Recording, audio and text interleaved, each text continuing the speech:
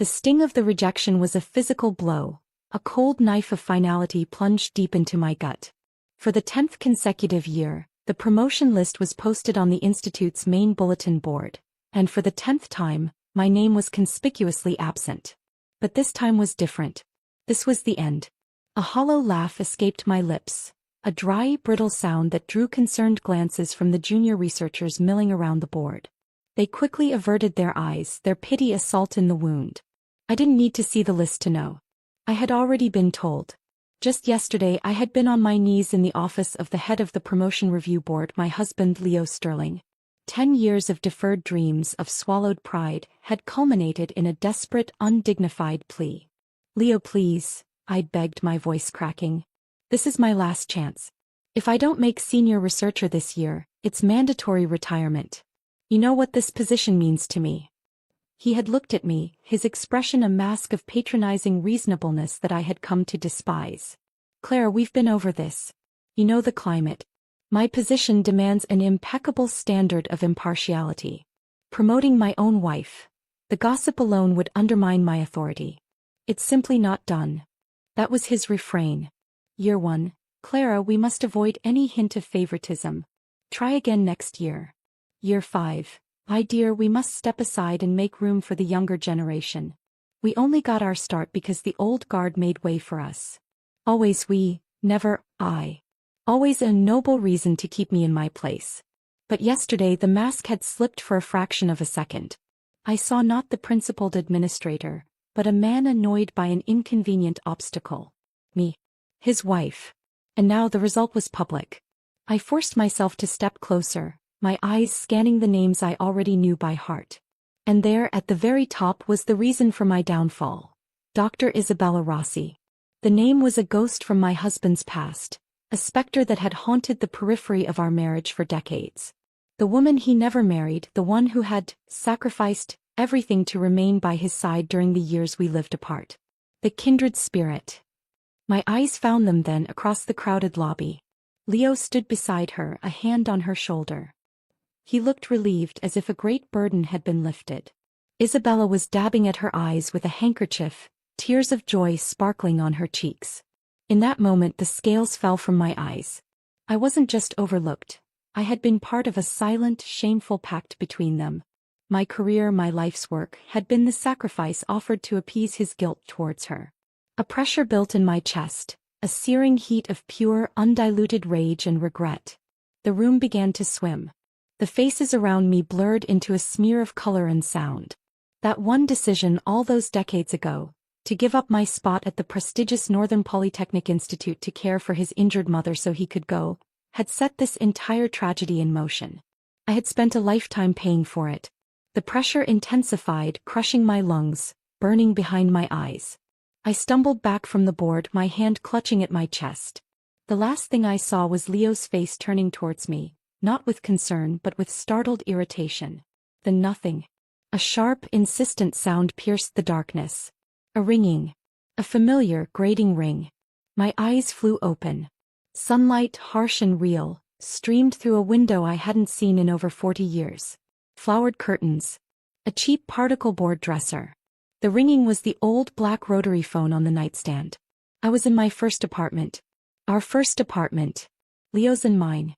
"Clara. I'm heading to the factory," a voice called from the other room. His voice. Younger, brighter, but unmistakably Leo's. "Don't forget to go see your advisor today and withdraw your application." The front door slammed shut. I shot up in bed, my heart hammering against my ribs like a trapped bird. I looked at my hands. Smooth, unlined, strong. I scrambled out of bed, my legs shaky, and stared into the small mirror on the wall. A young woman in her early 20s stared back, her face full of a softness I had long forgotten, her eyes wide with terror and dawning, impossible comprehension.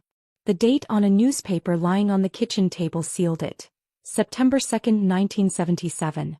The memories of my previous life, my real life, crashed over me. The decades of loneliness, raising our daughter alone, caring for his ailing parents, working myself to the bone at the military components factory, finally earning my way into the institute just as he returned, a conquering hero. Then the 10-year blockade. Isabella. The heart attack. The death. I had been reborn. I had returned to the day I was supposed to throw my future away. A cold, hard resolve crystallized within me, burning away the last traces of shock and fear. Never again. I dressed mechanically, my mind racing. Last night, Leo's mother had taken a fall and broken her leg. After a long, heartfelt discussion, we had agreed that I would withdraw from Northern Poly, give up my place and stay behind to work at the factory and care for her. He of course would go as planned. It was the selfless thing to do. Now I ate a small breakfast, my appetite gone, and walked to the factory with a determined stride. I found my foreman, Mr. Henderson, in his cluttered office. "Sir, I haven't submitted my withdrawal form yet," I said, my voice steadier than I felt. He looked up surprised. "Changed your mind, Clara?" I offered a small, apologetic smile. "I'm so sorry for the back and forth, sir. I just can't do it. I need to go." He chuckled, not unkindly, and pulled the form from a drawer, handing it back to me. "Truth be told, I'm glad. Getting into Northern Poly is an honor for this whole factory. I was just telling the union committee yesterday what a shame it would be for you to give it up. I guess Leo managed to talk some sense into you after all, eh?" The words hit me like a physical blow. Leo had talked to them? He had known the factory supported my education? He had never said a word. On the contrary, he had been the one fervently advocating for my withdrawal, painting it as our only option. I thanked Mr. Henderson numbly and walked out of the factory gates. The moment I was outside, I didn't just tear the withdrawal form in half. I shredded it into a dozen tiny pieces and let them flutter into a public trash can like confetti for a funeral I was no longer attending. Looking at the discarded scraps, I felt the first genuine smile of my new life touch my lips. It was a bitter, sharp thing, but it was mine. The game had changed. And Leo Sterling had no idea he was no longer the player but the pawn. I returned to the apartment, my eyes still red from the storm of emotions, but my resolve was ironclad. I sat at the small kitchen table for a long time, simply breathing, letting the reality of my second chance settle into my bones. The apartment, once a symbol of our modest beginning, now felt like a cage from which I was about to break free. The semester started soon. It was a long journey to the Northern Polytechnic Institute, clear across the country. The train ticket I had bought weeks ago, my ticket, was already in Leo's possession. He had insisted on being the one to return it for me, claiming he could get a better refund rate. A lie, I now realized. He was ensuring I had no escape route. When we'd bought the tickets, there hadn't been two seats together on the same train. Mine was for tomorrow morning. His was for the day after. I had to get my ticket back. Today. I moved through the small apartment like a ghost, silently packing a single suitcase with my essentials, my few valuable books, and the small stash of money I'd saved from my factory wages. I gave away non-perishable food to a neighbor, sold a spare lamp I liked but couldn't carry, and generally erased the traces of my future presence. I was leaving and I was not coming back. I made lunch, a simple meal of soup and bread. It felt like a ritual, a last supper between the ghost of the woman I had been and the man who had killed her. I was just placing the bowls on the table when the front door opened. Leo walked in looking pleased with himself. He held out a slip of paper to me. "Here's the prescription for my mother. You'll need to get it refilled at the pharmacy every week. I leave the day after tomorrow. We should go get a photo taken tomorrow before I go." The memory ambushed me. In my past life we had taken that photo. For 10 long years, that faded picture was my sole comfort, a token of a man who was off living a completely different life while I clung to his memory. I had cherished it. Now the idea made my skin crawl. "Sure," I said, my voice flat. "That is, if you can find me tomorrow." As we ate, I carefully broached the subject. "Leo, did you already return my train ticket?" He didn't look up from his soup. "Not yet. I was going to take care of it this afternoon." "Give it to me," I said after a deliberate pause. "I'll return it myself. I thought you were busy. I have to pick up a certification from the factory anyway, and I'm worried I might not make it to the station before the window closes to get a refund." He hesitated for a fraction of a second, a flicker of suspicion in his eyes, but it was quickly buried under his innate belief in my compliance. He reached into his wallet and handed me the ticket. "All right. Don't forget to get the refund receipt." The moment the paper was in my hand, a wave of sheer, unadulterated relief washed over me. Freedom. It was just a piece of paper, but it was my ticket to a future he couldn't steal. That afternoon, after Leo left on some fabricated errand, I worked quickly. I finished my clandestine packing. The apartment was stripped of anything that was uniquely mine. That evening, the key turned in the lock earlier than I expected. Leo walked in, but he wasn't alone. His mother, Eleanor Sterling, leaned heavily on his arm, her face pinched with pain and perpetual dissatisfaction. I was stunned. In my previous life, he hadn't brought her here until the next day. Her early arrival was a variable I hadn't anticipated. "What's with that look?" Eleanor snapped, her voice like grating gravel. "Not happy to see me?" Leo had been raised by this woman alone. He worshipped her and she ruled him with a rod of iron. In my past life, I'd mistaken her bitterness for hardship and had served her without complaint for over a decade. I had cooked, cleaned, and bathed her, and all I ever earned was her criticism and Leo's constant reminders that I wasn't attentive enough. Now I felt nothing for her but a cold, distant contempt. "You didn't tell me your mother was coming today," I said to Leo, my voice carefully neutral. "The place isn't tidied up for a guest. You'll need to wait a bit." Leo looked surprised, both by my tone and my use of his full name. I usually called him Lee. He assumed I was angry at the surprise. "I ran into a friend with a car while I was out getting the paperwork for school. I figured I might as well bring Mom over now. Whether it's today or tomorrow, it makes no difference, right?" Eleanor's expression soured further, watching her son feel the need to explain himself to me. Seeing her displeasure, Leo quickly jumped in. "Let's give Mom our room. It's more comfortable. We'll sleep in the other room tonight." I simply nodded. It made no difference to me. I would be gone before sunrise. Eleanor settled into our bedroom, a smug look of victory on her face. It didn't last long. Soon the commands started flying. "Clara. Clara, this water is tepid. Clara, my feet are aching from the journey. Bring a basin." I busied myself in the small spare room, arranging and rearranging my suitcase, pretending not to hear. After the third command went ignored, Leo, with a sigh, did it himself. Later, as we lay in the narrow bed in the spare room, Leo flopped down with a dramatic sigh. "I'm exhausted." He rolled toward me. "Clara, my mom is particular. You'll need to be more attentive from now on, okay? Don't make her feel unwelcome." I let out a cold, quiet laugh in the darkness. The moment I lay down, he scooted closer, his hand creeping under the blanket. "She won't hear anything," he whispered, his breath hot on my neck. And right on cue, as if she had supernatural hearing, Eleanor's voice screeched from the next room. "Clara, come help me to the bathroom." I closed my eyes, feigning immediate, deep sleep. Leo sighed in frustration, got up and attended to his mother. "Where's your wife? Why is it always you helping me?" I heard her complain loudly.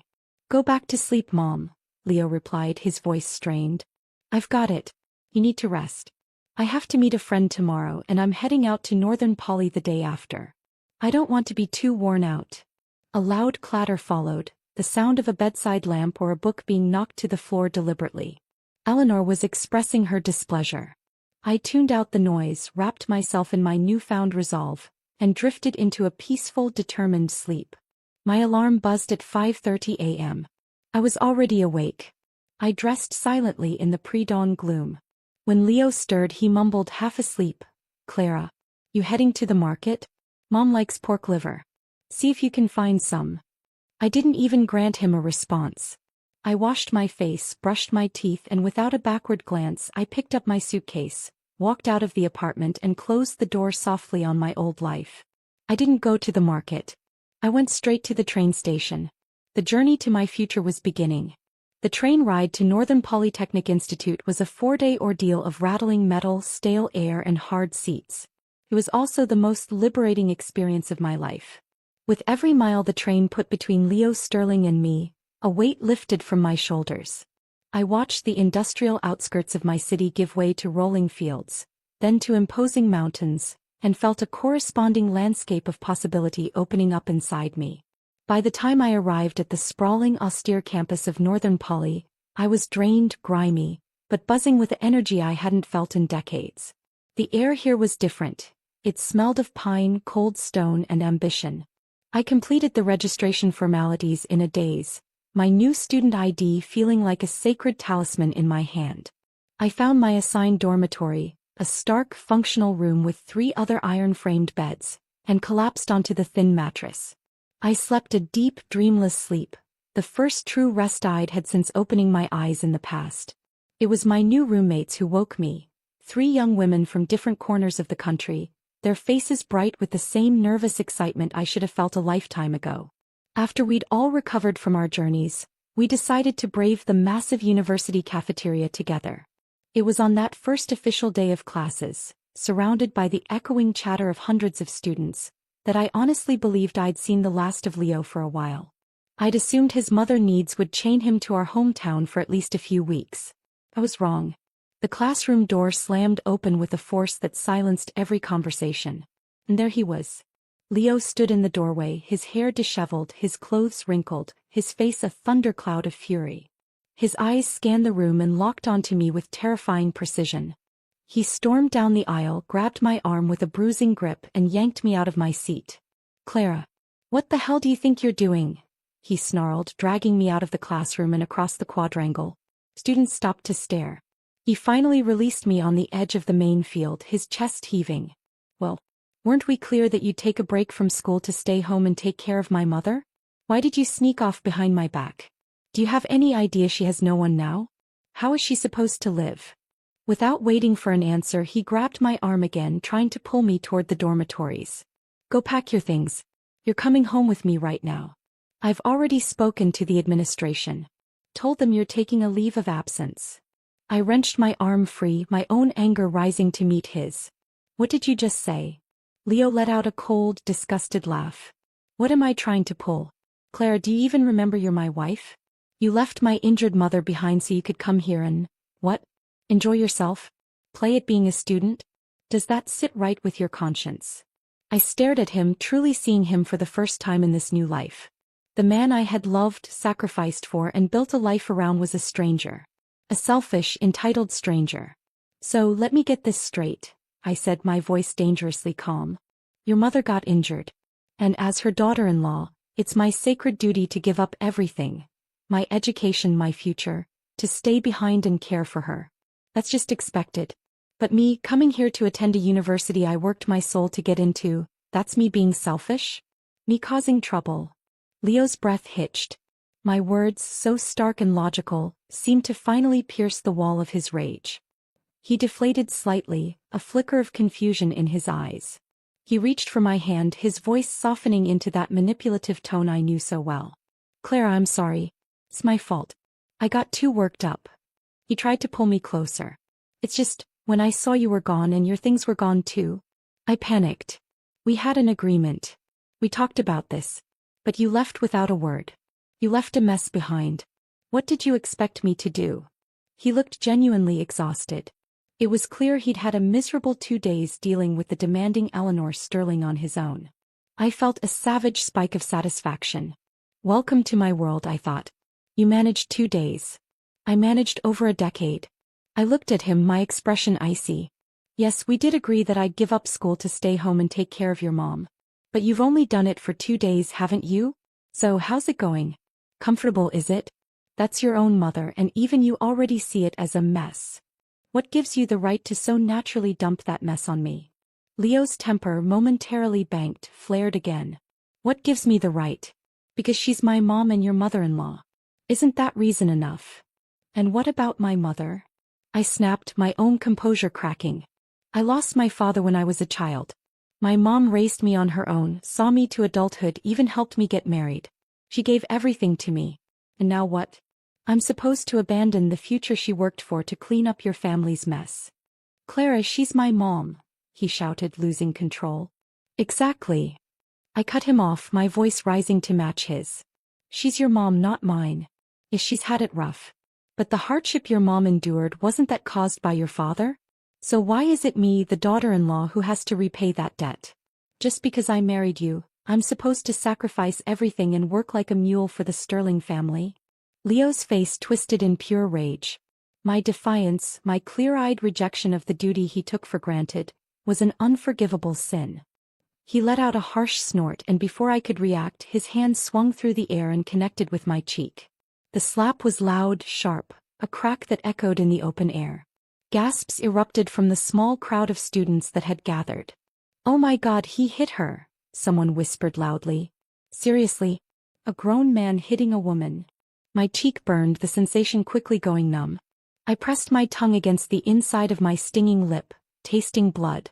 I stood perfectly still for a long moment, letting the shockwaves settle. Then I slowly lifted my head to look at him. Leo was already recoiling, his hand hidden behind his back, guilt and shock warring on his face. "Claire, I didn't mean to." The words were out of my mouth before I could even think them through, calm, clear, and absolute. "We're getting a divorce." The color drained from Leo's face. "What?" I said, "We're getting a divorce." I repeated each word with cold, precise finality. Then I turned on my heel and walked away, not toward the dorms, but straight toward the administration building, toward the office of the department chair. The thought of divorce had been with me since my first day of Rebirth. But I knew proposing it then would have meant a bitter fight that could have prevented me from getting to school. Now he had handed me the perfect public justification. He had abandoned his mother, followed me to school, and struck me. The witnesses were numerous. I walked with a steady pace, my cheek throbbing in time with my heartbeat. This was no longer just about securing my education. This was war. And Leo Sterling had just fired the first foolish shot. The walk to the administration building was a blur of focused intent. The stunned whispers of the students I passed, the throbbing in my cheek, it all faded into a distant hum. My entire being was fixed on a single goal: making my exit from Leo Sterling's life official, permanent, and overwhelmingly justified in the eyes of the university authorities. I found the office of Professor Alden, the department chair. His secretary tried to stop me, but one look at my face, the fierce determination in my eyes, the red mark blooming on my cheek, and she silently stepped aside. Professor Alden was an older man with kind eyes behind wire-rimmed glasses and a desk piled high with papers. He looked up, startled, as I entered without knocking. "Can I help you, young lady?" he asked, his tone more curious than annoyed. "My name is Clara Sterling," I said, my voice remarkably steady. "I am a first-year student. My husband, Leo Sterling, also a first-year, just assaulted me on the main quadrangle in front of dozens of witnesses. I am here to formally request the university's protection and to explain the circumstances that led to this."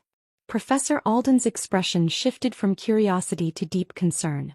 He gestured to a chair. "Sit down, Miss Sterling. Start from the beginning." And so I did. I told him everything. Well, almost everything.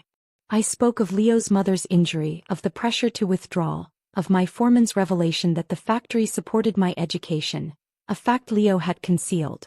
I explained that I had chosen to attend as was my right, and that Leo had pursued me here, demanding I abandon my studies to return to a domestic situation he himself found burdensome after only 2 days.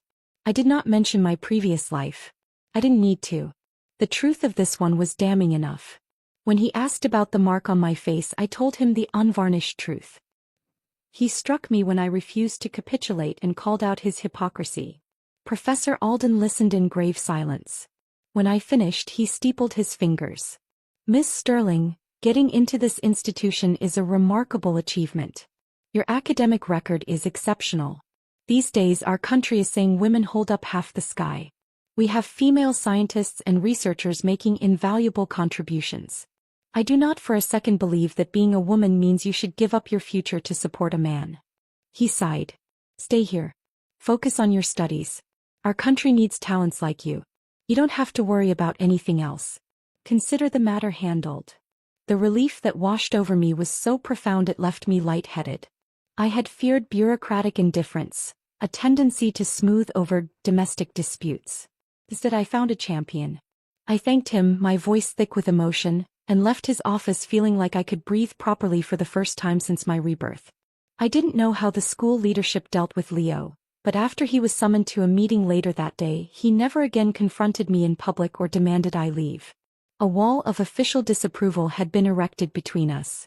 The next time he approached me, over 2 weeks had passed. He cornered me outside the library, his frustration palpable. "Clara, how long are you going to keep this up?" he demanded, though his tone was more weary than angry. "It's been days. You haven't once asked me if I'm eating well, if I'm warm, if my clothes are even clean. What exactly are you trying to prove?" I looked at him, truly seeing the absurdity of his question. I had been buried in books, rediscovering the joy of learning, of stretching my mind. The thought of his laundry had not once crossed it. First of all, I said calmly, I'm not keeping up anything. Second, whether you're eating well, staying warm, or doing your laundry has nothing to do with me. I already told you we're getting a divorce. If you've come to terms with that, we can go file the papers right now. If not, then stay away from me. I have a lot of studying to do and no time to waste. Clara, are you serious? He asked, dumbfounded. You really want a divorce? Just because I asked you to go home and take care of my mom? You've been giving me the cold shoulder for over 2 weeks. Isn't that a bit much? Before I could eviscerate him with a response, a voice called out from across the courtyard. Leo. I looked up, and my blood ran cold. Walking toward us was a woman I would have recognized anywhere in any life. She wore a simple but elegant white dress, her long dark hair flowing over her shoulders. She was beautiful in a fragile, ethereal way. Isabella Rossi, the ghost from my past. She arrived at Leo's side and smiled gently at me. You must be his wife, she said, her voice soft. She turned her concerned gaze fully on me. I heard you left your injured mother-in-law behind and insisted on coming to school, and that you've been angry ever since Leo tried to talk to you about it. Forgive me for saying this, but as a daughter-in-law, you should be more filial. Otherwise, even a good man like Leo will eventually grow cold. Leo pressed his lips together, silent, allowing her to chastise me. Was what Clara said just now true? Isabella asked, cutting me off before I could speak. She looked between us with wide, dewy eyes, feigning innocent curiosity. What were you two talking about just now? Leo, what did she say to make you so upset? The cozy familiarity. The Leo darling tone she'd used from across the yard. It was nauseating. I gave her a dry, humorless smile. Who are you exactly? This is a conversation between husband and wife. What does it have to do with you? You throwing yourself into the middle of it? Could it be you're hoping for something with your Leo darling? Isabella's innocent expression shattered. She froze, her eyes widening in genuine shock at being so directly challenged. Then on cue, her eyes welled with tears. How could you say that about me? She whispered, her voice breaking. With a look of profound hurt and humiliation, she turned and fled, her white dress fluttering behind her, a perfect portrait of wounded virtue. Leo turned on me, his distress now entirely for her. Clara, what the hell was that? What did you say to her? Before he could say another word, I did what I had wanted to do for 40 years. I slapped him. Hard. The sound was satisfyingly sharp.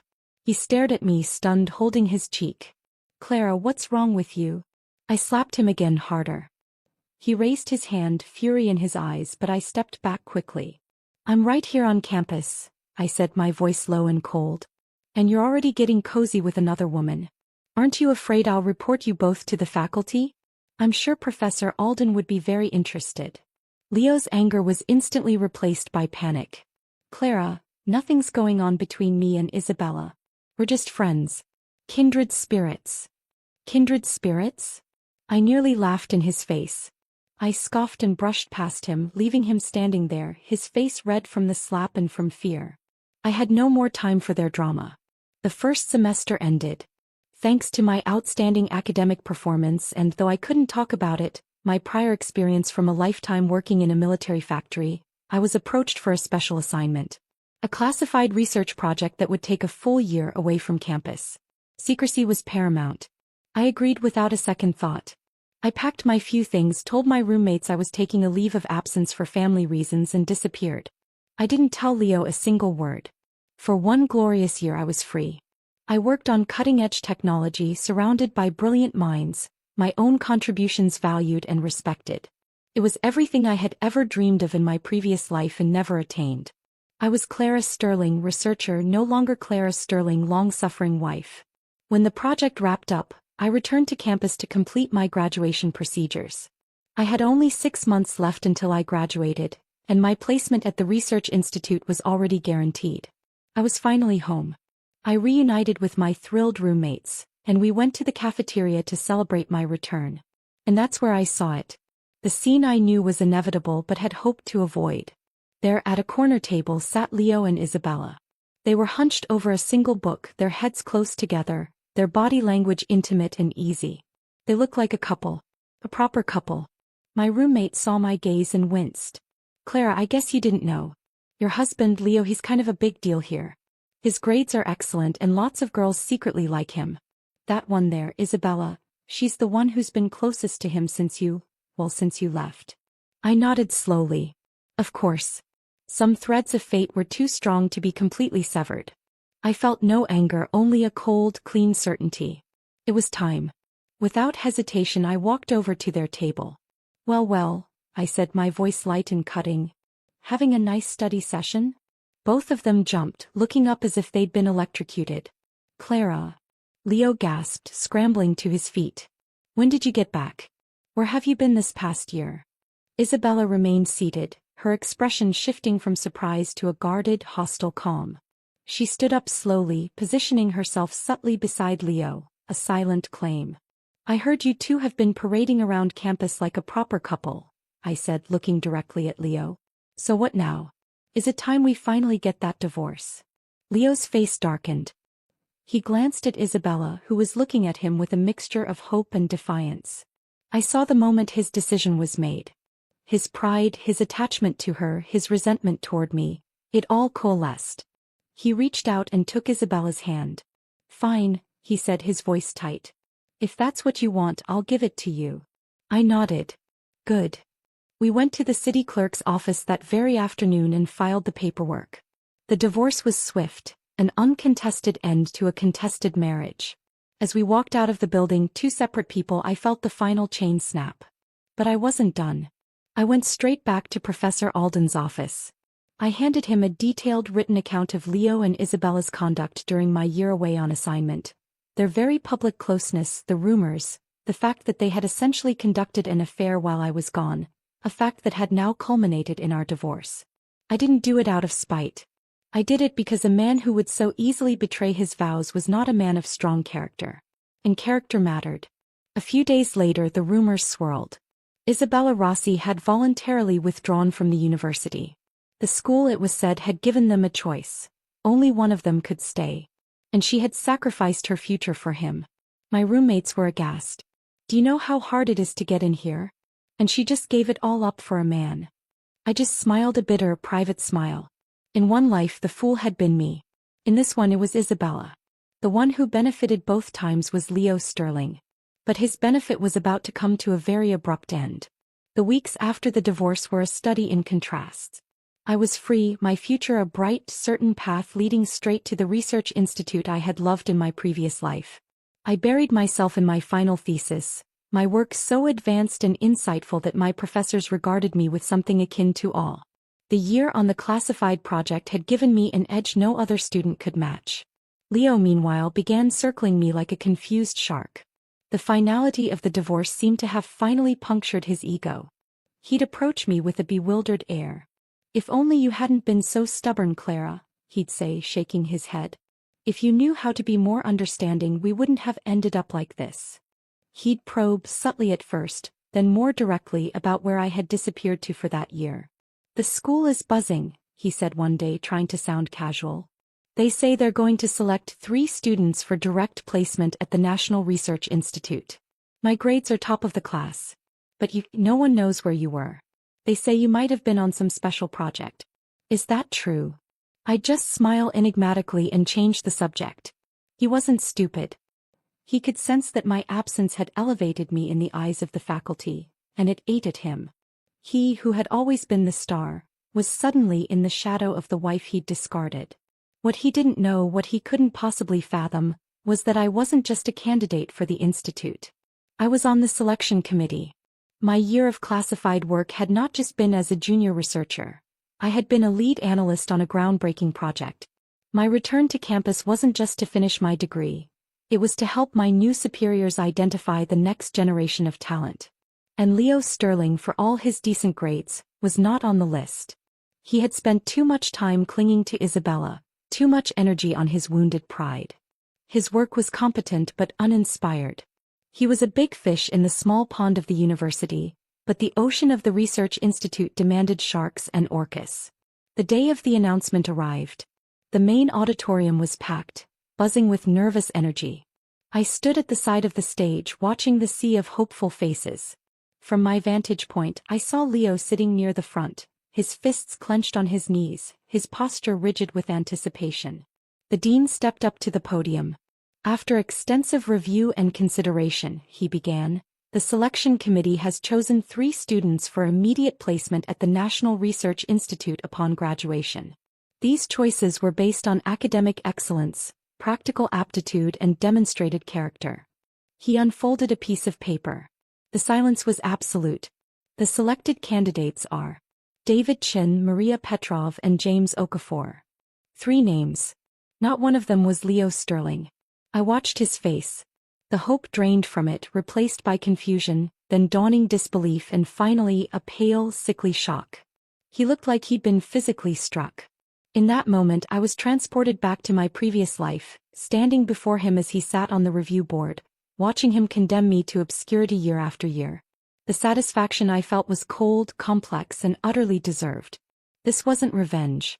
It was justice. David Chin had a more innovative mind. Maria Petrov's practical engineering scores were unmatched. James Okafor was a returned overseas scholar whose theoretical work was years ahead of its time. Choosing Leo over any of them would have been a crime against progress. The dean continued. Now let's give a warm round of applause for the chair of our selection committee, who will say a few words. Please welcome Dr. Clara Sterling. The applause was thunderous. I walked onto the stage. Leo's head snapped up. His eyes, wide with shock and betrayal, locked onto me. The look on his face was priceless. It was the utter collapse of his understanding of the world. I was the chair. I had been the one judging him. I delivered a short speech about promise and responsibility, my voice calm and authoritative. I never once looked directly at him. As I walked off the stage, I felt a chapter of my life slam shut with finality. I was barely outside the auditorium when a hand grabbed my wrist, jerking me to a stop. Clara. Leo's eyes were bloodshot, his breathing ragged. Why? He hissed, his voice trembling with rage. Why are you the one leading the selection? Why did you choose them and not me? This is because of me, isn't it? Because I divorced you and married Isabella. You're abusing your power to get back at me. I shook off his hand as if he were a pest. The selection was based on merit, Leo. The committee's decision was unanimous. Their dossiers are far superior to yours. Lies, he spat. You'll regret this, Clara. I'll make sure of it. He stormed off, a portrait of impotent fury. True to his word, he went straight to the administration. And then higher. He filed a formal complaint with the National Research Institute itself, accusing me of gross abuse of power, of letting personal vendetta corrupt a professional process. That same afternoon I was called into the dean's office. Leo was already there, standing stiffly, his expression a mixture of defiance and smug certainty. He believed his accusations would stick. The dean looked serious. Dr. Sterling, he said, using my new hard-earned title, a serious allegation has been made against the selection process. Mr. Sterling here has filed a grievance with the Institute, accusing you of favoritism. We need you to make a formal statement. We need to understand why the other 3 were chosen over him. Leo glared at me, waiting for me to squirm. I didn't. I simply nodded, opened my briefcase, and laid 3 thick folders on the dean's desk. Then I placed a 4th, much thinner one beside them. The dossiers of the selected candidates, I said calmly. And for comparison, the dossier of Leo Sterling. See for yourself. Leo's smugness faltered. The dean opened the folders one by one. He spent a long time on each, reading published papers, reviews from the classified project leads, patent applications. David Chen's work on signal processing. Maria Petrov's blueprints for a more efficient engine component.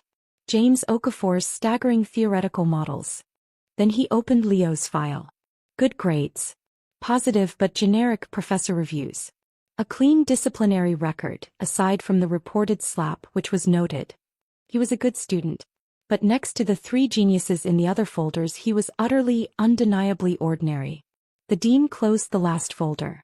He didn't look at me. He looked at Leo, his expression one of profound disappointment. Mr. Sterling, he said, his voice quiet. The selection process appears to have been not only fair but exceptionally rigorous. The evidence is overwhelming. Your complaint is without merit. In fact, It reflects very poorly on your own judgment and character. Leo's face went from red to white. He looked at the thick folders, then at his thin one. The reality of his own mediocrity, laid bare on the dean's desk, was a defeat more total than any argument. He had gambled everything on being the wronged party and had lost. He stumbled out of the office without another word, a broken man. I left the university a few days later with David, Maria, and James. We disappeared into the heart of the National Research Institute. I didn't look back. I had a new life to build, and Leo Sterling was now a part of a past I was determined to forget. 20 years is a long time. It's enough to build a new world, a new self. For 2 decades, I lived and breathed within the secure confines of the National Research Institute. I led teams, broke new ground in materials science, and earned a reputation for brilliance and uncompromising integrity. The young woman who had fled her apartment with a single suitcase was now Dr. Clara Sterling, Director of Advanced Research. I had also built a family. Life, in its strange irony, had made it impossible for me to have children of my own. But my heart had found its children. Alex and Lena were the orphaned son and daughter of 2 dear colleagues, brilliant engineers who had been killed in a tragic testing accident a decade ago. I had taken them in, and they had filled my life with a chaotic, joyful love I never knew I was missing. They called me Mom. We were traveling back to my old city for a scientific conference. My first time returning since I'd boarded that train in 1977. For me, it was a professional obligation. For Alex and Lena, it was a pilgrimage to the origins of a story they'd always half heard. "So this is where you used to live?"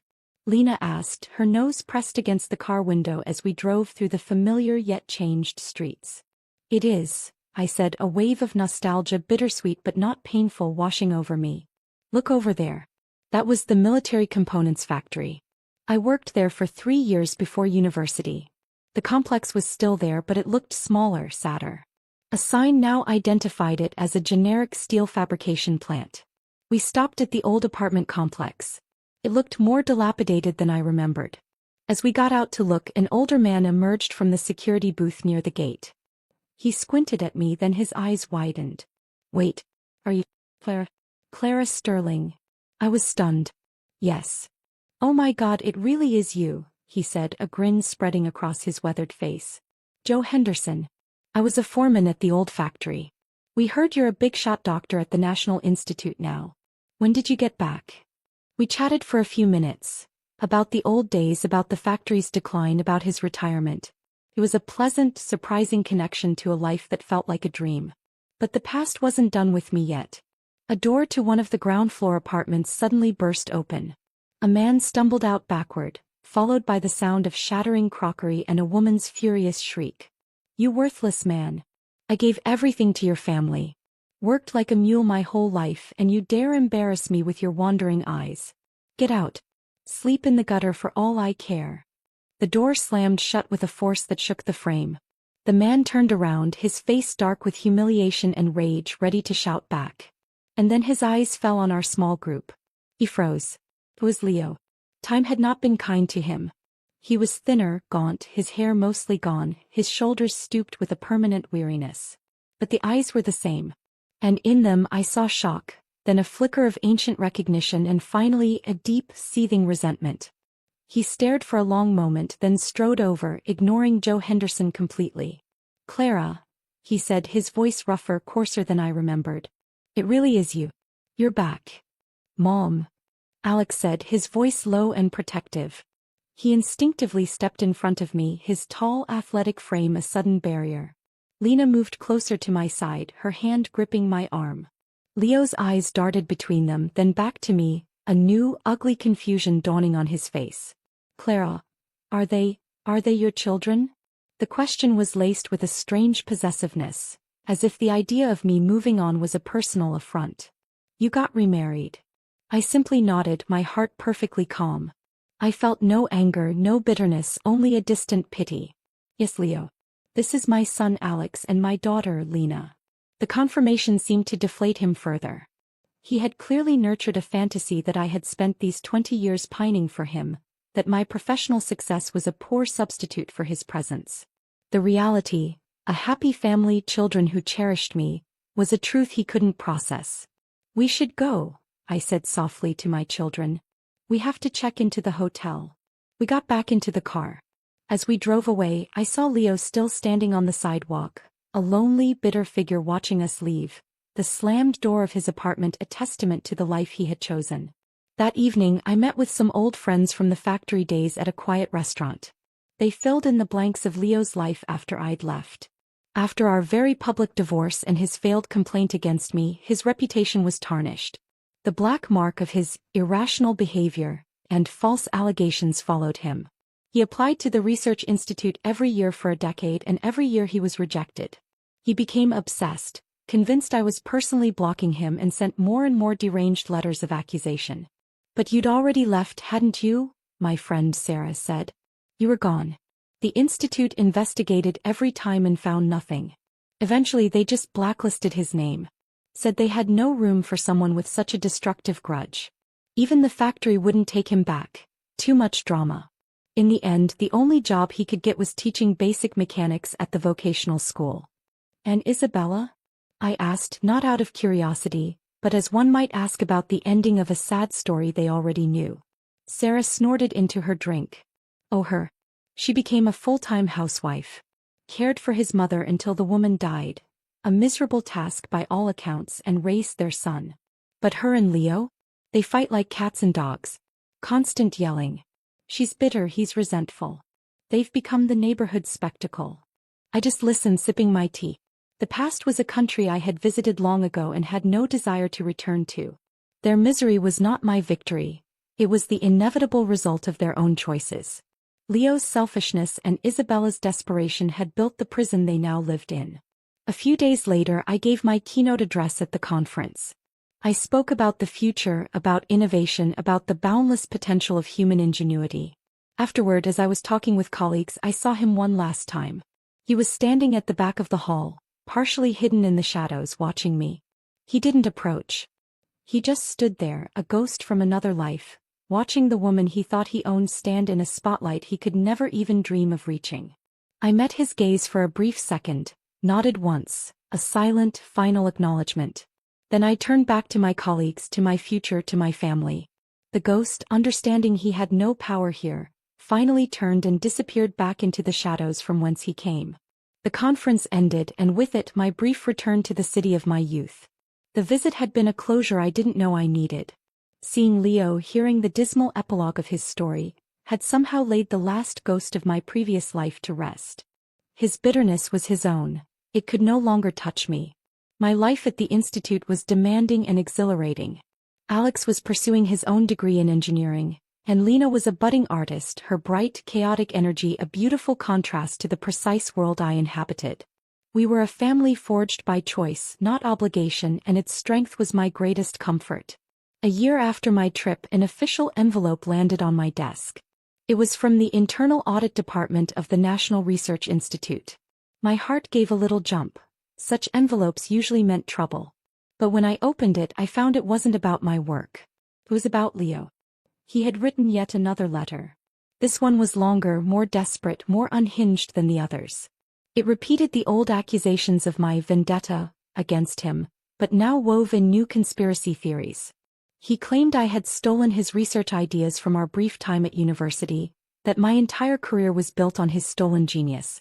He demanded a full review of my directorship and his immediate installation into a senior role at the Institute. Attached to the letter was a note from the head of audit. Dr. Sterling, we receive a variation of this communiqué from Mr. Sterling every few years. We have, of course, thoroughly investigated each claim and found them to be completely baseless. However, given the persistent and escalating nature of these accusations and considering your high profile, we recommend a formal final review to conclusively settle the matter and allow us to permanently close his file. Your cooperation is appreciated. I sighed. He was like a dog with a bone, gnawing on it long after the meat was gone, his teeth grinding on the hard, useless memory of what he thought should have been his. I agreed to the review. It was a tedious process, involving the excavation of decades-old university records, project logs, and patent applications. It proved, beyond any shadow of a doubt, that my work was not only original but chronologically impossible to have been stolen from him. The audit department sent him their final, unequivocal dismissal. They also included a cease and desist order, warning him that further frivolous claims would be considered harassment and could have legal consequences. I thought that would be the end of it. I was wrong. A few months later, I received a phone call at home. It was Lena and she was crying. "Mom," she sobbed, her voice shaky. "There was a man here. At our house. He was scary." My blood ran cold. "What man? What did he do?" "He was older, really angry. He was yelling at me through the door when I got home from school. He was asking for you, saying horrible things, that you were a thief, a liar, that you ruined his life. He said you owed him." I didn't open the door. I called security right away and he left before they got here. "But Mom, he was so angry." I knew instantly it was Leo. The audit's rejection had pushed him over some edge. He had found out where I lived. He had approached my daughter. A cold, protective fury I had never known before surged through me. My past was mine to deal with. It had no right to terrorize my children. I called Institute Security immediately, and they involved state security due to the sensitive nature of my work. A visit from a hostile individual to the private residence of a director of a national research institute was taken extremely seriously. They tracked him down easily. He was still living in the same apartment, the one with the door that had been slammed in his face. The security team interviewed him. They found a man drowning in resentment, his life a small, shrunken thing. He taught his basic classes at the vocational school, came home to a wife he clearly despised, and nursed his grievances like a prized collection. The formal warning he received was severe. Any further attempt to contact me or my family would result in immediate arrest and a restraining order that would jeopardize his teaching license, the last vestige of his professional life. The message finally seemed to get through. The letters stopped. The ghosts, it seemed, had finally been silenced. But the universe had one last ironic twist to offer. Another year passed. I was in my office when my assistant told me I had a visitor. A young man was asking to see me. He gave his name as Mark Sterling. I knew that name. Leo and Isabella's son. Curiosity and a sense of responsibility made me tell her to send him in. He was a young man in his early 20s, handsome in a way that reminded me painfully of a younger Leo, but with none of the arrogance. He looked nervous, earnest, and deeply uncomfortable. "Dr. Sterling," he began, twisting his hands. "Thank you for seeing me. I know who you are." To my father. I gestured for him to sit. "What can I do for you, Mark?" He took a deep breath. "I'm applying to the Northern Polytechnic Institute for my master's degree in engineering. My father doesn't know I'm here. He'd be furious." He looked down at his hands. "I grew up in a house full of his stories. About you. About how you destroyed his career out of spite." I remained silent, letting him talk. "But I'm not a kid anymore," he continued, his voice gaining strength. "I've done my own research. I read your published papers. I looked up the old university records. I saw the audit findings he keeps in a drawer." He looked up at me, his eyes clear and intelligent. "I know his stories aren't true. I know you're just brilliant. And he's just bitter." He paused, gathering his courage. "I didn't come here to apologize for him. Or to ask for anything for myself. I needed to see you. To see the person he's been obsessed with my whole life. And to tell you that I know the truth. And I'm sorry for what he did to Lena. He's not well." I looked at this young man, the son of my greatest enemy and the woman he'd chosen over me. He had broken the cycle. He had sought the truth for himself. In him I saw not Leo, not Isabella, but a glimmer of something new and hopeful. "Thank you for telling me this, Mark," I said, my voice gentle. "Your path is your own. Don't let his shadows darken it. Apply to Northern Poly on your own merits. They are lucky to have a student with your clarity of thought." We talked for a few more minutes. About his studies, his dreams. He didn't ask for a recommendation, didn't ask for special treatment.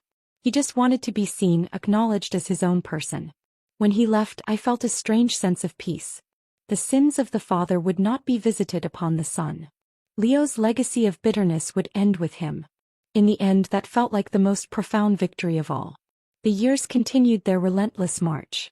I eventually retired from my post as director, though I kept an office at the institute as an emeritus scholar, consulting on special projects. It was less about the work now and more about the connection to a world that had given me purpose. Alex became a successful civil engineer, building bridges and structures that would last centuries. Lena's art gained a following, her paintings a vibrant explosion of the color and life she brought into my world.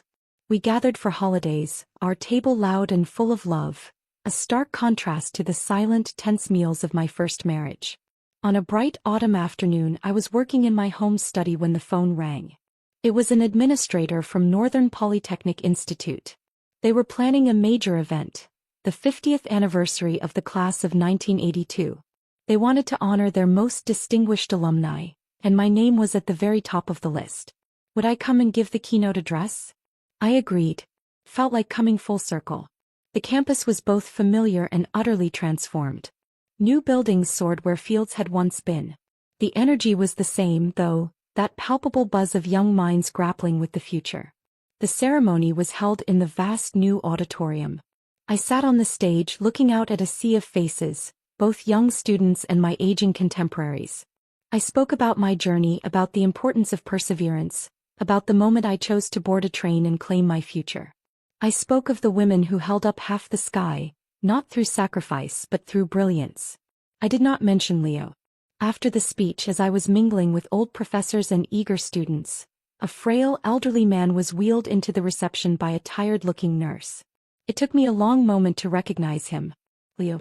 He was shrunken, diminished by age and, I suspected, illness. His eyes, however, still held a faint, stubborn gleam. They found me across the room. The nurse wheeled him over. The crowd seemed to part around us, sensing the strange gravity of the moment. Clara, he said, his voice a dry rasp. Leo, I replied, my tone neutral.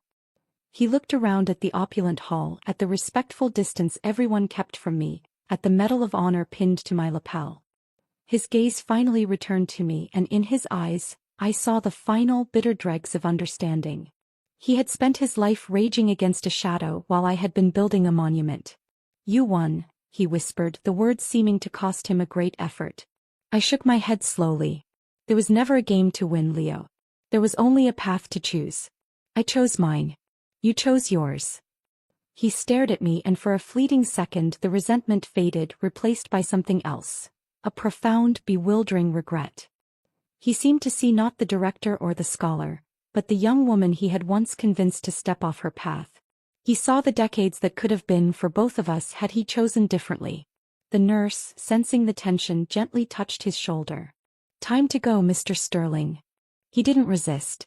As he was wheeled away, he looked back at me one last time, a ghost finally acknowledging the sun. I turned back to the room, to the living, to the future. An eager young woman, a top student in the physics department, approached me, her eyes shining with questions about my work on composite materials. Later that night in my hotel room, I thought about that brief final encounter. I felt no triumph, only a quiet sadness for the lives wasted on bitterness and blame. My life had been hard-won, built on a foundation of loss and betrayal, but I had built it well. I had loved and been loved. I had contributed something of value to the world. I took out an old, faded photograph from my wallet. It was not the picture Leo had wanted to take before he left for school. It was a photo of me, Alex, and Lena laughing on a beach, the wind in our hair, the sun setting behind us. This was my legacy. Not a feud, not a victory, but a life fully lived. I had been given a second chance, and I had, against all odds, made it count. I closed my eyes, the sounds of the city a gentle hum outside my window, and slept a deep, peaceful sleep, untroubled by ghosts. The circle was complete. The story was over. And it had ended finally on my terms. The end.